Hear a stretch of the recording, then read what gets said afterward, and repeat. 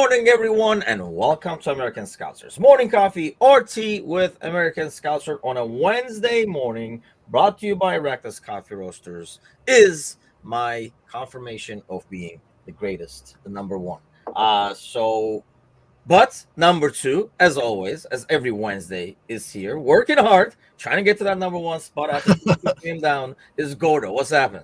Good morning. I am trying to work very hard to get there. I coached my son's 3- and 4-year-old little kickers team on Monday. That's definitely a feather in your cap. Yeah, it's man, I tell you what, I knew it was going to be difficult keeping the attention span of 3- and 4-year-olds, but I think I'm in for my toughest challenge of my life. An airplane. It's almost like a 30-second drill. 2 Yes. minutes game, Yeah. 30-second drill. Yeah. That's exactly what's going on. Airplane went by, and then we talked about Disneyland for like 20 minutes. Yeah. Don't ask me how that... green light, dude. That's the only recommendation I can have for you is red light, green light game. See, John remembers playing red light, green light. He was just playing it last week. What's up, man? In a while, yeah. And I was thinking that whole first best stat, second best stat analogy. It's kind of like an Allison Kelleher kind of deal where Kelleher is good enough to start first choice, but he just can't. He just can't. But Allison. But the entire fan base would be totally fine if I left. Hey, no, I didn't say that, Gordo. I was saying that you're good enough to start. That's all I'll leave there. Thank you. I appreciate it. I'll go be a number one for someone else, I guess. That's so wrong. Okay. Hey, we have like a transfer news rumor kind of thing going over here, which is a rarity. So let's just drool all over it, analyze the heck out of it, and then it won't happen. We will have wasted the morning. But Zubimendi, and I was looking at it earlier. We need somebody in the audience to confirm this. What we're assuming is Martin Zubimendi, not Martin Zubimendi. But what do you make of this, John? Let's start with you. Well, first of all, for the pronunciations, kind of like with Arnie, it's Arna, right, Tim? It's Arna. Yeah, it's Arna, but then I just ended up pronouncing him Arnie. So I feel like with this guy, that's nice. It's probably going to be Martine, but then I'm just going to go Martin eventually because I can't be bothered.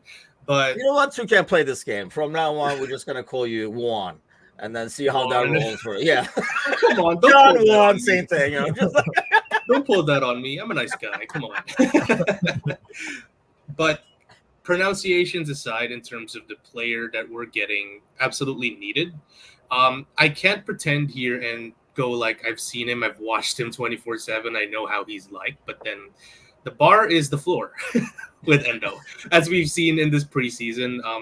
Unfortunately, not a good fit. He works hard, but in terms of being pressured on the ball, not the most comfortable, not the most ideal deep holding midfielder in Arnie's system. So based on some of the figures that I've seen in my hasty research for this show, he seems like a great ball carrier, not really afraid to do the dirty work. So an ideal fit, young player as well. You know, he's got another level to go. So, but I hear that there's a lot of clubs going after him too. So, you know, it's the release clause and everything. Aside from meeting that, we'd have to compete with a lot of, clubs as well. So it's going to be tough, but if we can get him, it's definitely one to watch in terms of, see, with our current squad now, I feel like we could make like a lukewarm title challenge, but if we get like a true 6-in who's an ideal fit, maybe we can start having those conversations. I don't know what you guys think. That's interesting to see, actually. I mean, yeah, I have no idea what we're going into. This is even like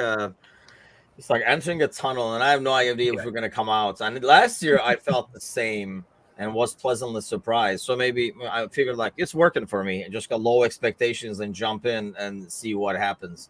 Matush says the song rises up. By the way, the Prince, I think it's a theme now. Prince, wherever the Prince goes, they have to like put him in a room for like at least 2 days, and they tell him, they're like, there's a hurricane, there's a storm coming, you stay inside. And then maybe, I don't know if they want to get everything ready for Prince's inspection in town or what, but he is still vacationing, fighting Debbie over there. Is that Debbie, right? Is the storm? Yeah. I think so, right? Yeah, he's fighting Debbie over there. Ryan says, "Good morning. 5th fish show in 6 days. How is that happening, by the way? I have seen him post this on social media as well.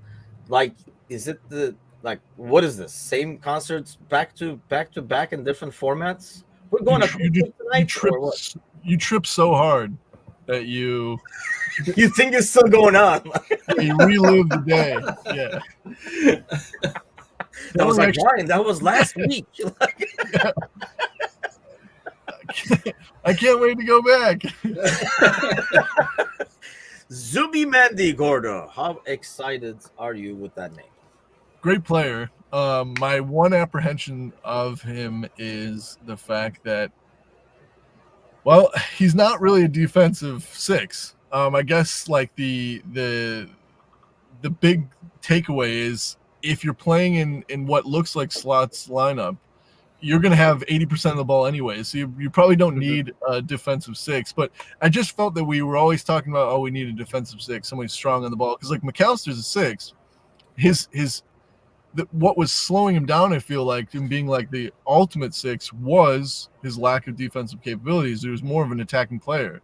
And this is the same player. And like you had said before we even started the podcast is, I see a lot of links of like linking it. He's kind of similar to McAllister. Well, we already have McAllister. Like we're looking to move McAllister up so that he can play a more traditional 8 role. So that's my only apprehension of him. I will say though, the link of a 6 from Real Sociedad is huge with Liverpool, obviously with Xabi Alonso coming from the same background. So that bodes well. But yeah, it's what John said too. The other thing that bothers me or worries me, I should say, not so much bothers me, is the fact that he's linked to a lot of clubs, and we are starting to click down to the end of the beginning of the season, And one thing that we know that this back office does not like to do is bidding wars. And so if a bidding war starts, I could see them just pulling the chute and getting out of it. Even though if he's the right guy for it, they just won't go into a bidding war. And that's what worries me. I mean, he does have a semi-reasonable release clause. Yeah. But were we looking to pay that release clause, or were we be like, how about we give you guys kind of an ordeal? Because that's probably when it will become a bidding war. Otherwise, you walk in, you're like, what is it, 50? Here's 50. Now he's ours, kind of a thing. And you just negotiate with the player. I really like the profile because I've been saying this for quite some time now, where we're not looking for a number 6 that everybody looks for.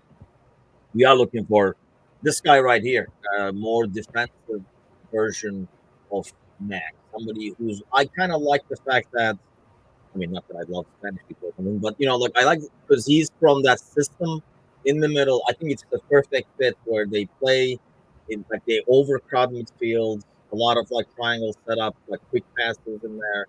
And looks like he's the kind of player that's going to be able to do that passing traffic and get it to somebody who's going to advance with it.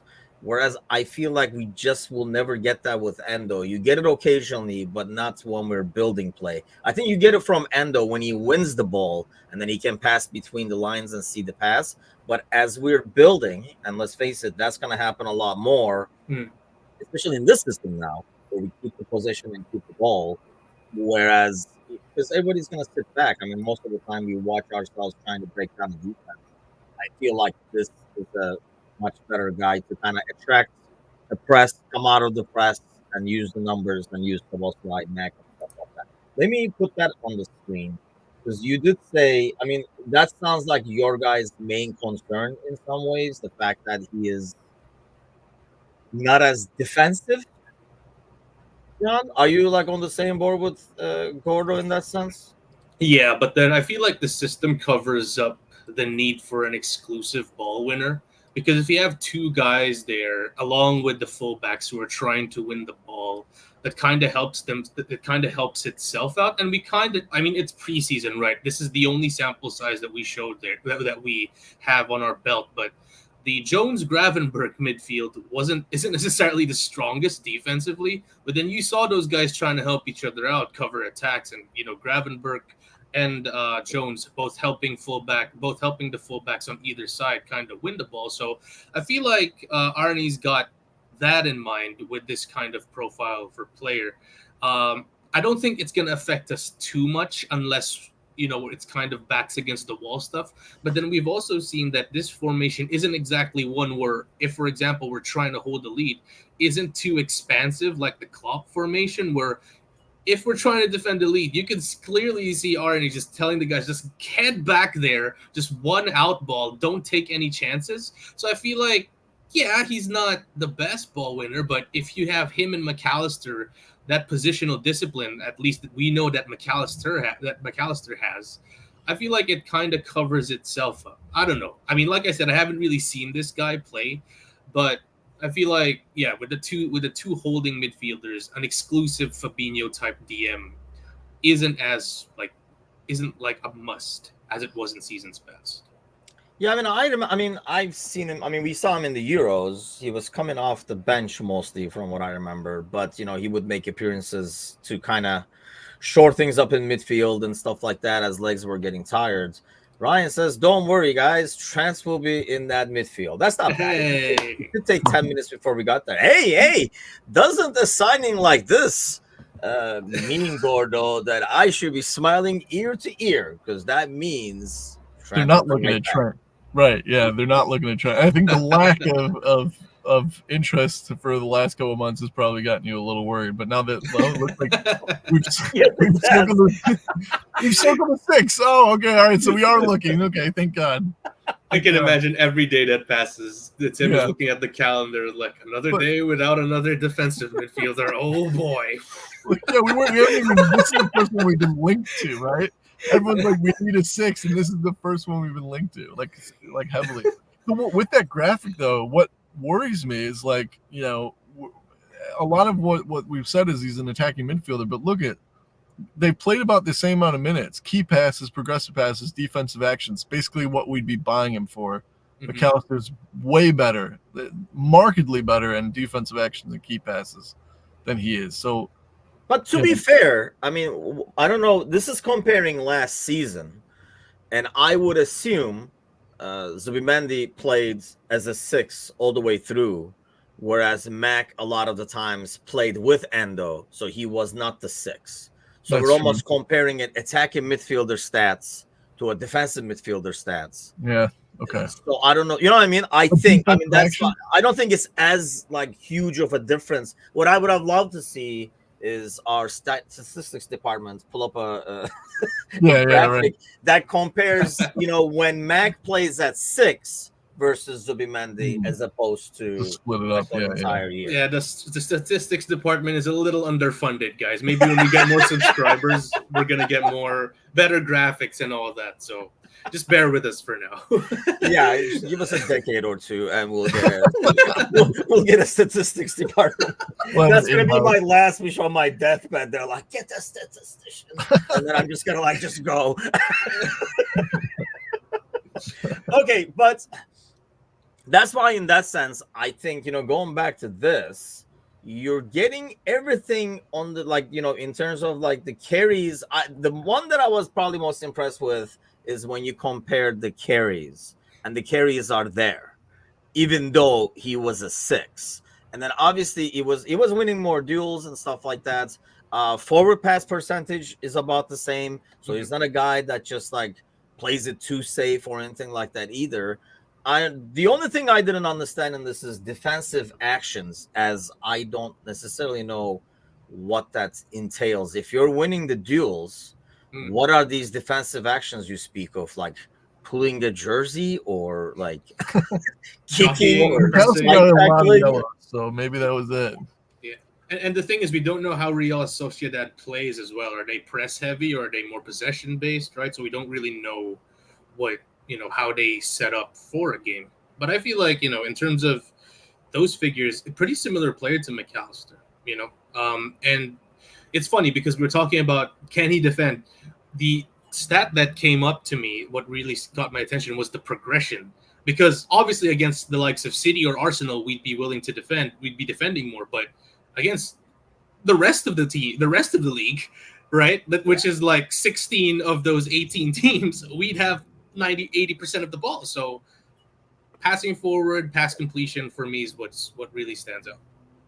Yeah, but I mean that's kind of like, that's the Spanish way too, right? It's like, I Yeah. mean, like very technical, keep the possession, keep the ball moving. I mean, I kind of like it. I mean, I was saying it's on I think I was saying it on Monday podcast too, but definitely on Friday. Gally says if that is the case, then maybe Mac is the deepest since he's being bought to add more competition for Jones, Gravy, Pasetic for the other deep midfield spots. Yeah, I really think, I've been saying it all along. We're like actually looking for another Mac ultimately.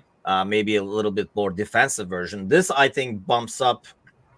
When you look at the way we play, where number 6 ends up, I think this is ideal because you want a guy who can suddenly become an 8. You want an 8 who can suddenly become a 6. And I think that's why, this is the profile of player we're actually looking for. A guy who can play. That's why I like the duels 1 percentage, because I feel actually like for his body size, McAllister is really good at that, but doing it even a higher percentage is pretty darn good.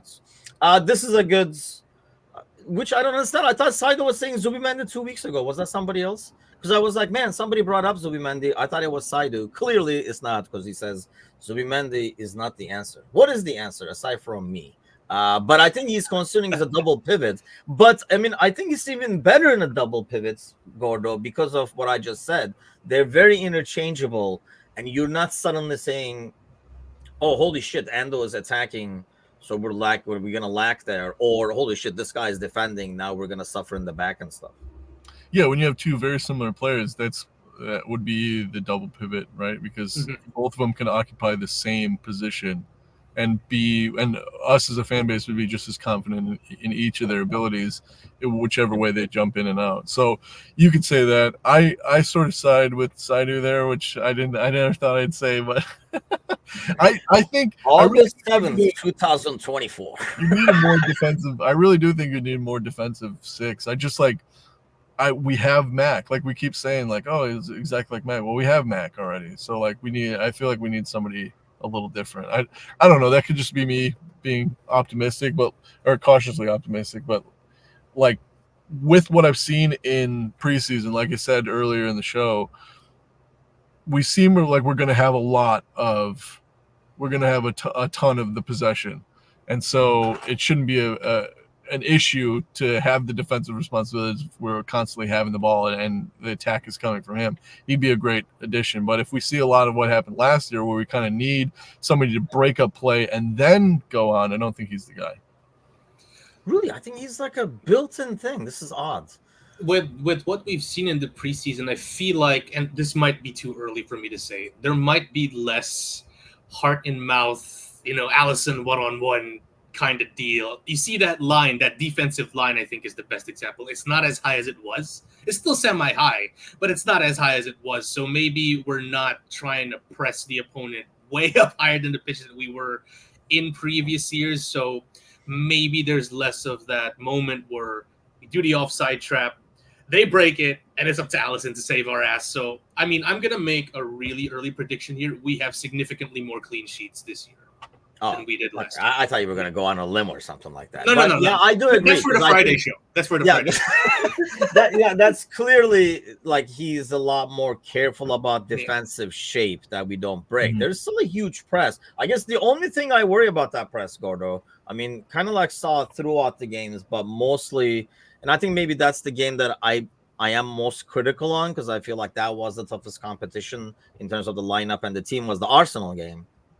You can kind of see how it works, but when it doesn't work, when the other team is good, like they can switch the ball. If Zinchenko wasn't Zinchenko and it was like a better player on that left wing, we would be in trouble, because there were a lot of times that they were able to get that ball out, like cross it to the other side, and our overload stays on the left side of the pitch. Zinchenko has it, the ball by himself, the back four is exposed, and then he always made the wrong decision somehow. But that's the only concern I have. Like, I don't know what you thought of the press overall. The press is still there, but I agree with John. It's not as like kind of a press. Yeah, it's more controlled and methodical, very surgical. And what I saw from the Arsenal game is, I think we could all agree, especially if like this Julian Alvarez stuff is true and he is on his way out, I think Arsenal is one of the strongest teams in the Premier League right now. And Arteta, I don't know what his thoughts were, and I know it's just preseason, but like he left Odegaard in for 90 minutes against a team of basically it's our like BC team. D team actually. And they couldn't break us down. Yeah. And like we bent and we didn't break. And I think that says a lot. And it gave me a lot of confidence that like, all right, this is definitely not Slot's starting 11. And so under his leadership and under his philosophy, we were able to withstand essentially, I would say like an A-B Arsenal team. A lot of the guys could slot into a regular like Premier League morning team for Arteta, and we survived it. So yes, it can break down, and yes, you can get overwhelmed if you don't have the right players in the right positions, but it seemed as though they were able to withstand that. And they didn't create too much on the exiting from like winning the ball back, but I really think that was down to the personnel that we had on the field. We just didn't have the right players out there to break those. Yeah, those out balls go to what you were saying. It's kind of like how Tim was mentioning on the last post-game show, where you can see how the system would work if we had a complete lineup. Like a lot of those out balls, if we had a Nunez or a Diaz on the field, we'd probably score 3 or 4 against them. So, yeah, it was very encouraging, a lot of encouraging signs there. And what I like the most in terms of what I've seen in the preseason is one word: sustainability. I feel like this, if we are going to persist with Arnie throughout the next few years, and if we build an elite squad, I feel like this team is more prepared to last longer. Players getting injured less. And I feel like that's a style of play thing where instead of going all out, which has, served us well in the past, don't get me wrong. But then at the same time, we also have guys. We're also losing guys at key points. We lost Allison when we were winning the league. Thankfully, that didn't matter too much. When we went for the quad, you had players breaking down at the end, kind of out of gas, Fabinho and all that. So maybe, and this might be me jinxing the hell out of it, but in terms of having a possession style, it works if you have the right personnel, as seen with Pep Guardiola. So this might be what we need in terms of a change. I'm assuming he's talking about the Odegaard thing. He knows they're the deepest, might even be the most talented, but still need to be convinced they can do it against top sides. Even in preseason, I give him some credit for this. I don't. And that's only because it's Lego head, because I know Gally's not big on Lego head either. But I don't, because it's all fun and games till he pulls a hammy in the 85th minute, because he's probably, these guys are not really built up to 90 minutes yet. And in the searing heat as well. Yeah, I was going to say, anybody that went against Stevenson on the pitch, I don't know if that's convincing anybody that you can do it against the top sides. That was, I guess, my biggest thing. I'm like, you're playing him 90 minutes against kids. I don't know their bench situation or anything like that. I don't know if there wasn't like an option and he told Odegaard, hey, control your pace. You're going to be out there. You're going to be leading the gang or something like that. Pace yourself, kind of a deal, which I can kind of, I guess, see. But like I say, it's all fun and games till he gets injured. And if he got injured, just remember how much shit we gave to Klopp when Jota got injured on that game against Michelin or whatever the hell they were called. So I find it like very similar, where if you don't have to, why are you doing it? Because it looks good and we're like, yes, play every game to win. But then when it goes south, it can go really south. I thought it was like really odd in the preseason to take those risks, because these guys are probably the most susceptible to like muscle injuries right now, because they're being overloaded at practice and then playing in 90 minutes. Because the game that we went to at Notre Dame, it was like, 110 degrees in the shade. We lost, I think it was like 4-2 to Dortmund. And then that year we ended up winning the league, the earliest out of any situation, wasn't it? Yeah. Wasn't it that season? Yeah. So I think like you don't need to make those concessions in preseason and still have a good year.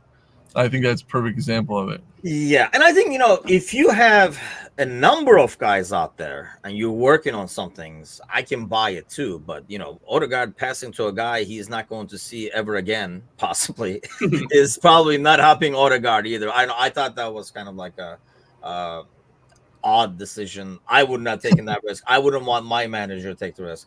That Notre Dame game was hotter than the hinges hanging on the gates of hell, says Ryan. Yes, it was. That was pretty. Game My wife wasn't was bad. furious. Game wasn't bad, right? If I remember right, like we weren't dying during the game watching it, maybe because we were on the shade side or something, but it was really rough in like the pre-match when you were walking around, like the thing that the Chicago club, the supporters club had set up and stuff like that. It was definitely toasty. I think it was by the time we got to the game, we were just so acclimated to the heat that we just assumed that we were already dead. I know my wife was furious. Like, she was so mad about how hot it was. Like, do you want me to be out here all day? Like, the game doesn't start for another 2 hours? Like, yeah, sorry. He was a tent. And that was another thing. Like, it wasn't even like, oh, okay, it's nice and cool in the tent. It wasn't. It was humid as hell, too. So. That summer brings back some memories. Like, I think that was the game before that LFC played Porto. No, Sporting in Yankee. And I watched that, and I think we drew there, and we didn't win a single game in preseason. Yeah. Everyone was losing their head, and we got smashed by Napoli, I think 3-0 to close the preseason, and everyone was losing their head. Like, oh my god, that's the preseason scores. I mean, now everybody is like all happy, like a great start to the slot era and stuff like that. Yeah, it's just an inverse. I take it as like the Community Shield. Like if you don't, like no one cares. we shut down Holland. Darwin Núñez scores, and then we know how that one ends up. It's just like, yikes. Speaking of, he's back in training, right?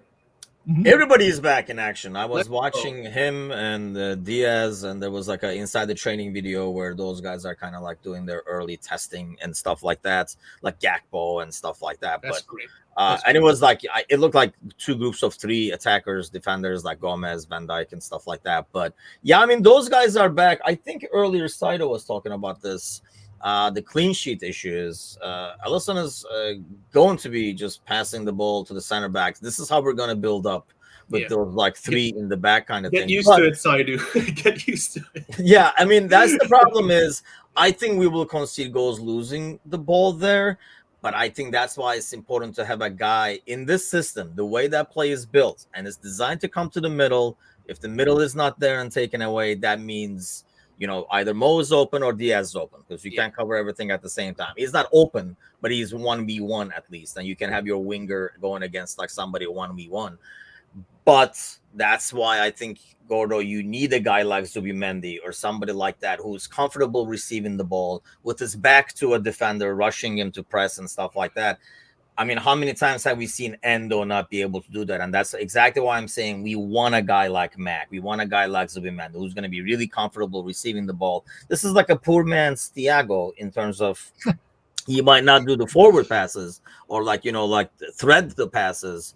But I feel like we're getting, from Wish or Timu version. I would take a homeless Thiago if he could just play 15 games. Right. I take 50% of Thiago if he's healthy, right? Like 50% of Thiago if he's healthy. Yeah. Sorry to cut you off. No, you're fine. I was just making a joke. No, I really think that's the kind of player that we're after. I think this guy fits the bill. Don't want to get too excited because I think Gordo is right. If it does end up becoming a bidding war, and Real Sociedad says, "Hey, why don't we? Who gives more?" kind of a thing. But once the release clause is paid, the club is out of the equation. It's just a matter of are we going to be willing to? On that note of willingness, Tim, remember how with Edwards, if it's the guy, he is willing to splurge. Remember Van Dijk? Would you say 75 top of your head? Not necessarily, right? Obviously, he's like worth double that, but that's in hindsight. So what if they think it's this guy? So they're probably willing to meet the release clause and give him what he wants ASAP. But with Verge, that was 3 transfer markets in the making. Yeah. So and I don't know windows. I don't know what went on between those 3, but you'd have to think that he was definitely on our radar, like a big ticket. It was kind of shocking when we didn't sign him, though January before. It was really shocking when we didn't go for him in the summer. So, and maybe it just wasn't the right time for Southampton, and Verge kind of forced that move, and we had paid a little bit extra for him because he was the guy. But it did take a long time to finish that one. But with this guy, so I mean, because I think I saw somewhere that United said thanks but no thanks to the Ugarte Mhm. deal. Who I know, like Megan used to be in love and really wanted to get him over. See, now I don't know if Ugarte fits in the same way that, for example, this guy fits. Like 2 years ago, I would have been like, yes, sign Ugarte. Now I'm more like, yes, sign this guy instead because I think he fits more. Obviously, Ugarte is available. It's about the same money. The talks will follow between clubs and on player side, says John. I think the player side is where it can possibly be the issue if there is that bidding war that Gordo is talking about. Because especially if it is United, we know, I mean, I know it's a new regime and stuff, but I know about the wages. They're a lot more willing to just splurge on wages than we are. So do you think that will be an issue? Or will it be really clear cuts? I think for Zubimendi, it's clear cut. Your role is very clear cut coming to Liverpool. Yeah. I don't know if it is as much because there's so many moving parts still at United. I don't know. It depends on the player because, I mean, why would he want to go to the United? They're not in the Champions League as well. So it's There's kind that of as well, yeah. We said that about McAllister, though. That is true. That is he true. chose us, and he had just come off of winning a World Cup. But then he didn't really choose us, did he? It was just like, I mean, he was okay with us, but the clause was there, so we were able to just snatch him for a lot less. To be fair, this guy has the clause too, right? That's true. Yeah. So I mean, I feel like the Champions League, like if he goes to a non-Champions League. Oh, okay, that clause. Okay, that clause, yeah. My bad. But with him, I feel like we're gonna see what kind of player he is, kind of like a Caicedo thing, where obviously there's our project and there's United's project. Obviously, our project is just starting, but we're in the Champions League. We have some pretty good players. We still have world-class players, Verge, Alisson, Salah, and all that. And he's probably first choice in the team sheet, I would say. Like, I wouldn't be surprised if he starts against Ipswich next week. And young player with a young coach, perfect situation. Maybe the wages might come in. So that's what I mean. We're going to see what kind of player he is. Maybe it might be a Caicedo situation where he might be swayed by maybe 400,000 a week or something like that. But I don't know. In terms of his development as a player, it's a no-brainer for me. But then I'm biased. I'm a Liverpool fan. So yeah, I mean, exactly. Yeah. Gala says Ugarte is a Fabinho type destroyer. I think that's why 2 years ago, I would have said Ugarte. Now I would say a guy like Zubimendi. It has to be somebody really comfortable on the ball, not just somebody who's going to come in and put a hard tackle and then be like, I'm a CDM. And then they just turn around and walk back kind of a deal. That's what we're after. So Nick says, if it's okay to ask, and it is, how confident? Well, I think it is so far, right? We have like a little, I mean, it's not like we just saw initial interview and asked him a bunch of what would Klopp do kind of questions. How confident are you about Slot so far? Gordo, how confident are you? Like, I was gonna go like, if you went with me, I was gonna go. Can Gordo go first? So thankfully you went with me. I saw you lean back. Whenever you lean back, you're like, holy shit! You're thinking.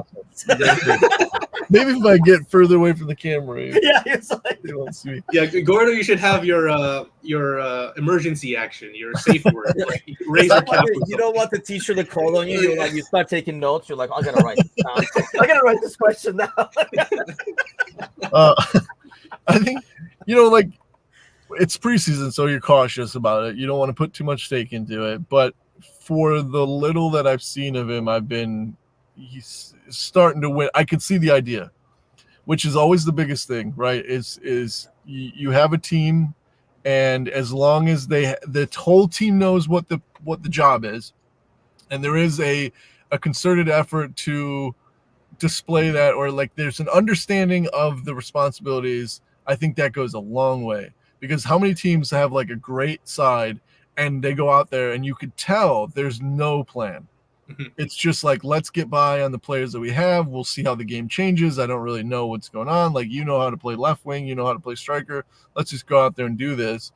Whereas like you could tell the whole team had, whether or not they had bought into it yet, they were like, all right, let's give this a shot. And there was a unity and there was a plan, you could tell. And that goes a long way. So I wouldn't say he's won me over completely, but I have enjoyed what I've seen so far.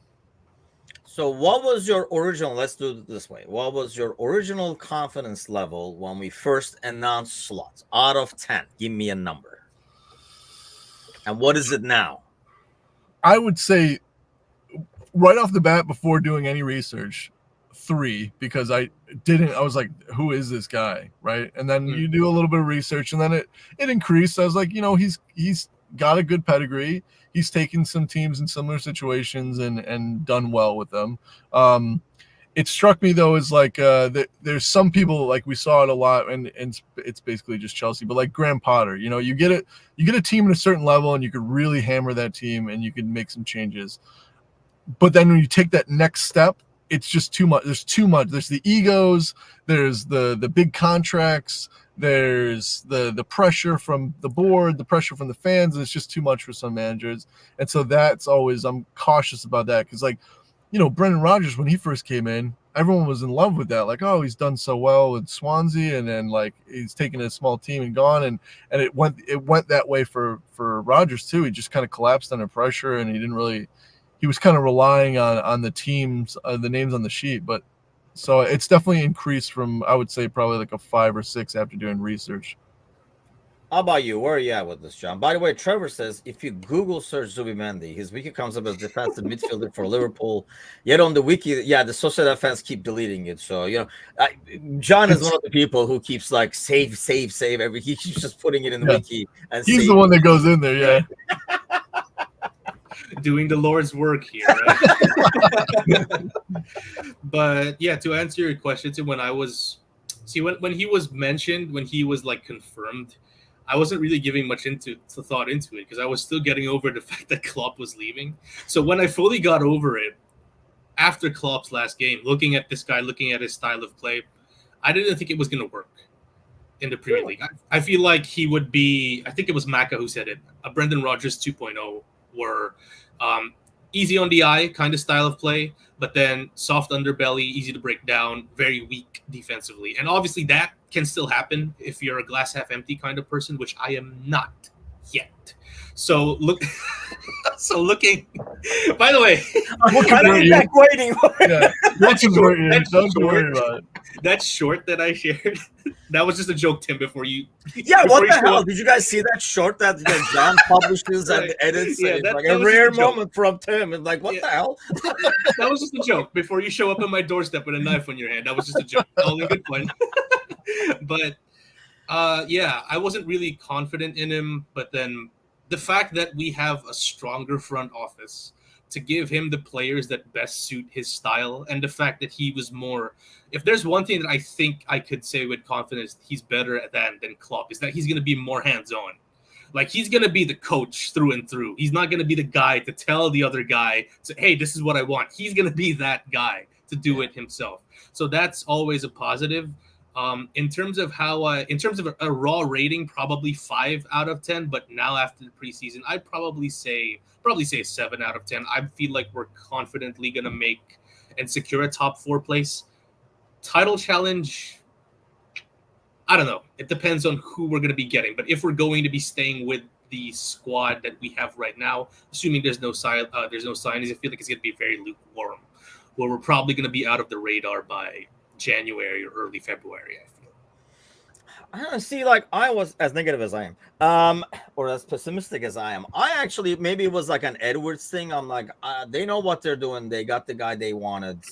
And, so had hope that way, right? In terms of like, even like what they're doing now, we're like, hopefully there's a plan. It's Edwards. And maybe it's, you're investing in the wrong stock over here, but based on experience, you can kind of like trust them. I really liked seeing, like, going back to what Gordo was saying, I was afraid to see the same team out there with like very few minor tweaks that you can barely tell, or occasionally, there it is, there's slop ball kind of a thing. Mm-hmm. Whereas it has been very clear. You look out there and you can definitely tell how different we're playing. And that's huge to be able to implement to a team in a short period of time, especially being a Euro, like a tournament summer where you don't have everybody and stuff like that. What I do wonder now, and that's why I might probably only have him as a 7, because I think the challenge now is with these big boys coming back.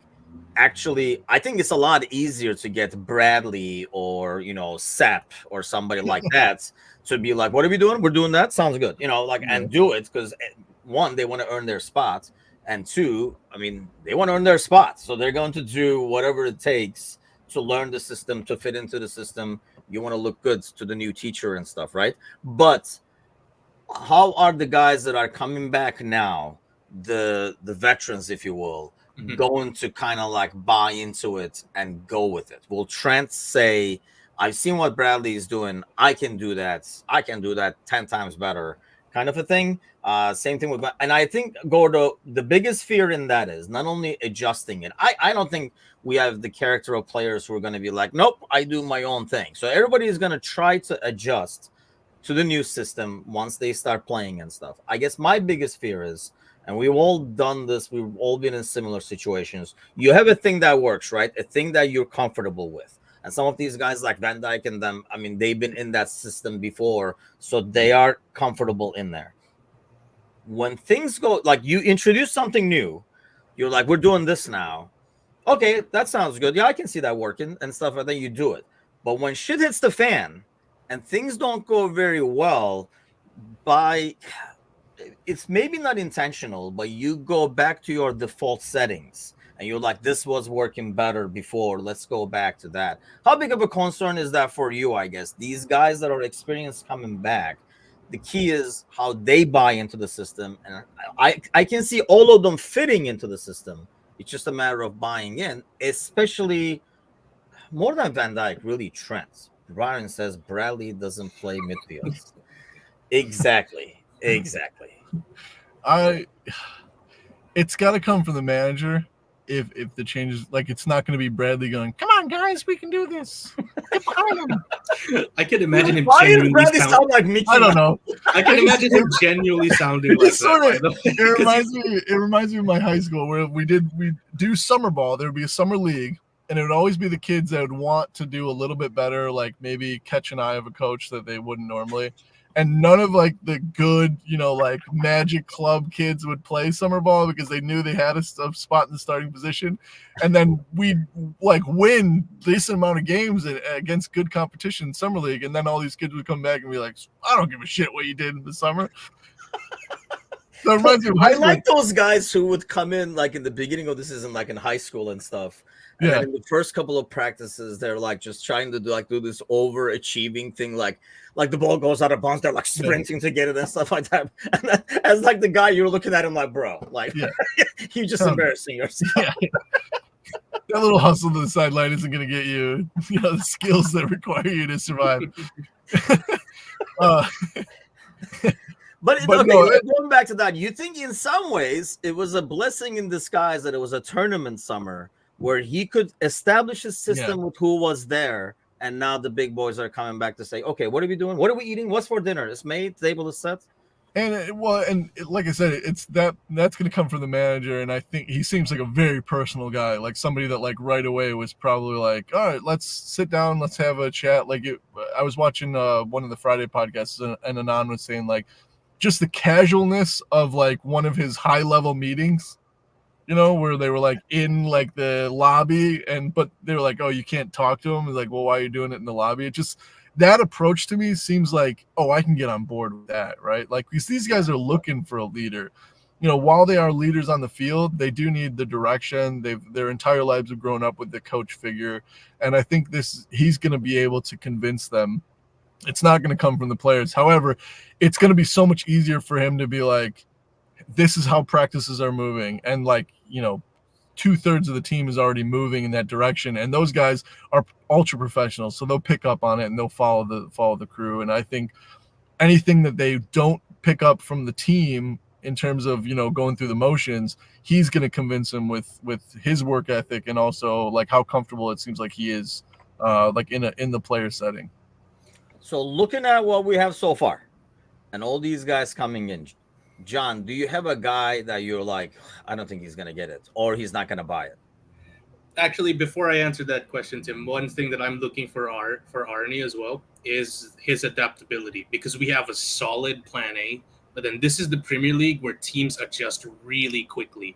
We saw how effective Klopp was to start with the gegenpress against the big teams, but we couldn't break down a small team. We couldn't break down a Burnley. So I'm waiting for that kind of moment where we come up against a team that we should beat but can't for some reason because plan A isn't quite working. So that counter punch that goes against Slot's style, I'm waiting for him to give that counter punch because there is no perfect style. There's always a way to counter it. So I guess what I'm looking for is how good he is as a coach to kind of mold his team, because as the years went by, Klopp kind of switched his team from a pure gegenpressing team to a more possession-based team that kind of gegenpresses from here and there. So as the years go by, which I feel like we are going to have with Slot, he's going to be here for the long run. I'm looking to see a Slot 2.0 team or even a Slot 3.0 team. I'm backing him fully as a fan, seeing him how good he is as a coach to kind of reach those levels. So that for me is like one of my requirements for him if he's going to succeed here, how he's going to adapt.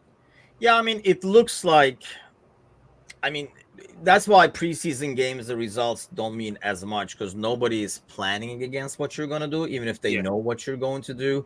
They're saving that. I think we were talking about this with Gally on Monday night too. It's more like, NFL preseason. Nobody's calling blitzes. It's just like a vanilla-based defense and stuff like that. Nobody wants to give anything away.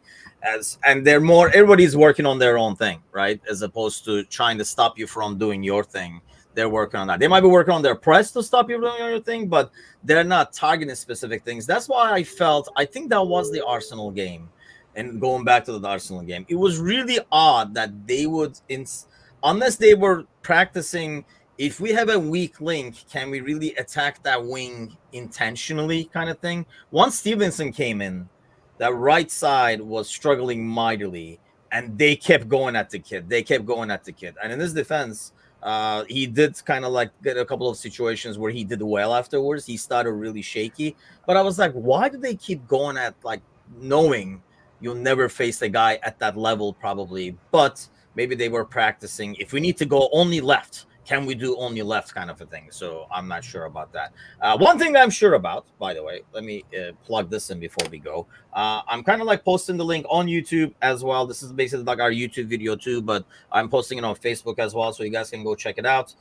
It's my mug talking with Jamie, talking after Jamie, I should say, explaining the fundraiser we're doing right now.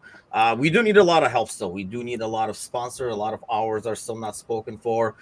Gally is working on it today, by the way, so watch out. So turn off your emails and messages. But we do have some supporter clubs coming in. Last night I heard from Iowa, for example. They will be sponsoring an hour. Austin is already in sponsoring an hour. Actually, they have like 3 hours sponsored directly from Austin. One of them being like their pub is sponsoring an hour, and the ATX podcast themselves are sponsors. So they're actually sponsoring 3 hours as Austin. So thanks again to them. But we do have a couple of other ones in the works, but we do definitely need to spread the word. 24 freaking straight hours, people. This is not going to be easy. I'm making it look easy or sound easy. I think we're going to struggle mightily once it's 2 a.m. in the morning. But how much is an hour sponsorship, says Ryan? Anywhere from 100 to 250. So the minimum is 100, but a lot of the supporter clubs have been like very generous and like going above and beyond. But I know some of them are just like their officers doing it, not necessarily like the entire supporter club itself. So those guys have been like going the minimum as well, which I'm totally fine with. Really, every single dollar helps. And anybody who's not able to do an hour sponsorship or something like that, we do have the silent auction, so you can shop for yourself and do some good at the same time. And we do have a GoFundMe. If you go to the silent auction, you can't find anything. I don't know what their problem is, but even if you can't, then you can go to the GoFundMe and like donate there. $1, $5, 50 cents. Doesn't really matter what it is. It all adds up. We do have already 2 contributions to the GoFundMe as well. The GoFundMe and the silent auction will go until the 18th, but the live action is on the 10th, guys. I know John is going to make an appearance. Gordo is going to make an appearance along with Kelly and stuff like that. Are you guys bringing in coffee? Don't be coming empty-handed to the show because we're going to need it. Oh, yeah. Yeah, coffee and donuts. I'll DoorDash. Give me your addresses. I'll DoorDash something at 1 a.m. to your houses. Probably a cold one for me, although that's like I forget what time slots I committed to. Probably your time slot is 7 p.m. Don't get Bickler and Gally drinking at freaking 7, because then by midnight I'm gonna be in deep shit. No to cold one then. No to a cold one. Yeah, that's going to be the dangerous part. We can't treat it like a Monday night podcast and knock a couple down, because at that pace in 24 hours, nobody's going to make it. But yeah, it should be interesting. Please spread the words. Obviously, if you have those people follow as well, we do want like live viewership as much as possible, if nothing else, to keep us awake. But to spread the word about the silent auction and the foundation itself. Obviously, everything is going through the 23 Foundation by Jamie Carragher. They do a lot of good stuff, and it's all kids. So if you don't want to help a kid, what the heck is your problem, right, Gordo? What the hell? Pieces of shit. Gordo's out there coaching people, for God's sakes. Oh, let's go back to that question, John. You sidestepped it, pulled a Mateusz on me, and totally deflected. But out of the players coming back, who is the player that you're like, ugh, I don't know if this is gonna work, man? It's not because he won't get the system, but because he won't deliver. Darwin Nunez. Yeah. Like, doesn't fit, or it's just Darwin Nunez? It's just Darwin Nunez. I feel like in terms of the players that are coming back, they're incredibly talented. Luis Diaz in particular, you made a great point last post-match where you could see a lot of situations where, as erratic as he is, he'd be devastating. So for the opposition, not for us, right? So I can't really single out a name that's going to struggle in terms of implementing, because they're that talented. It's this group of players. The group of players that are coming back essentially form our spine. So they're essentially really great world-class players. So I can't see anyone struggling. I can just see someone not delivering. And unfortunately, that's our number 9.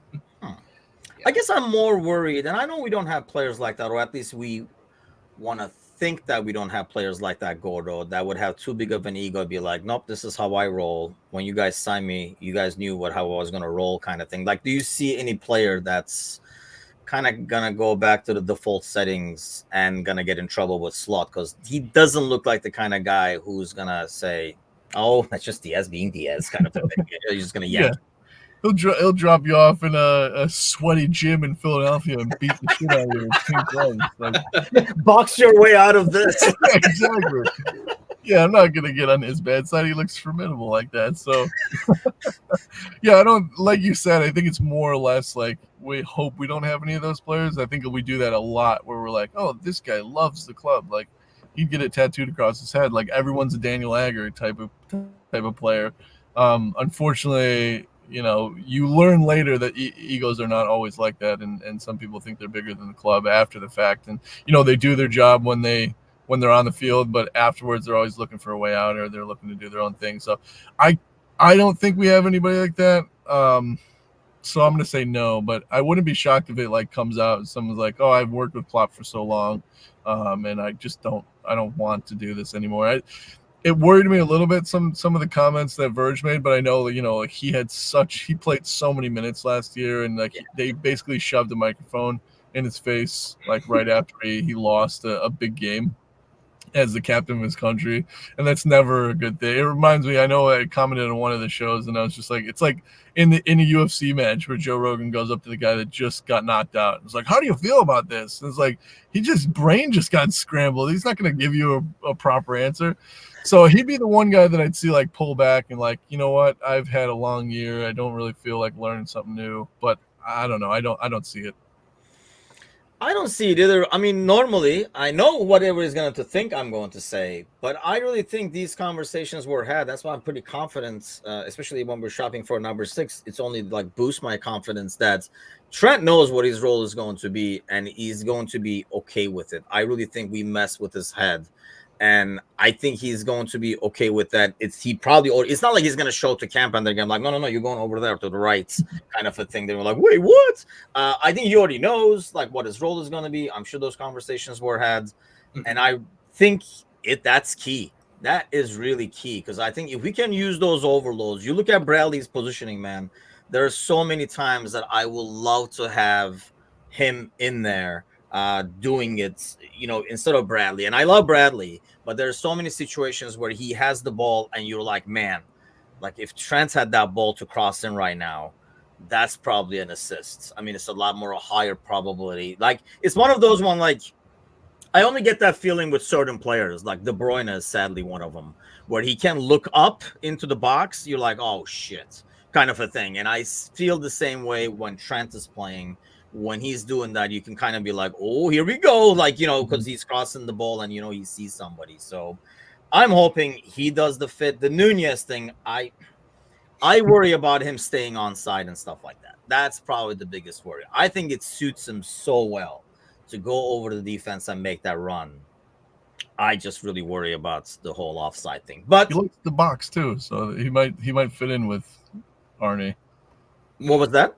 He likes the box. He likes to get in there. There you go. There you go. Fans, and maybe Arne and him can go round for round it. We can utilize them in different ways. We're like, why don't you go back in the ring? Gakpo is going to be up there or something. Year 3 of Darwin Nunez, people. Year 3. It's going to be interesting. I really feel like this. When I was watching that game, there were some balls like, sent over to Jota and Carvalho.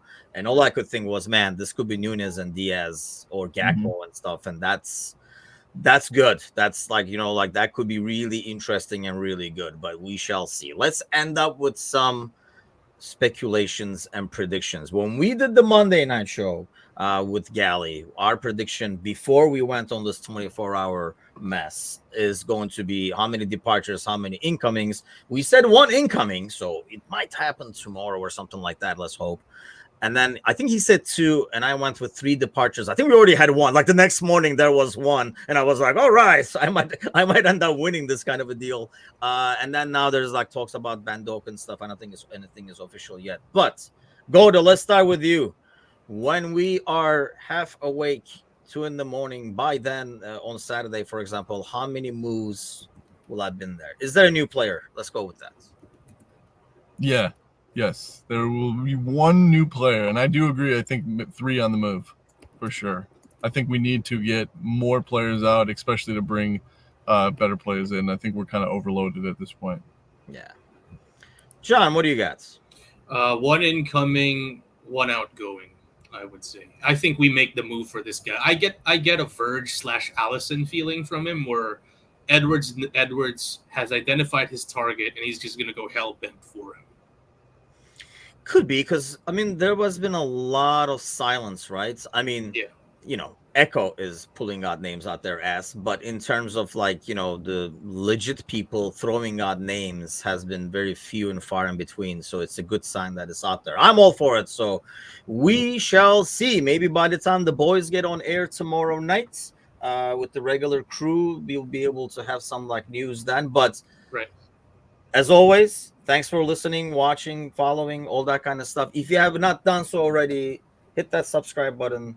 And if you have not done so already, go grab somebody by the ear and have them hit that subscribe button and spread the word. Share the video. I really don't care about the subscribes to the channel as much right now as I want the news spread out so that we can get more funds sent over to the foundation when it's all said and done. But everybody have a great... Where is Nick? Because Nick throws a lot of French my way, which is not my strength. I prefer German.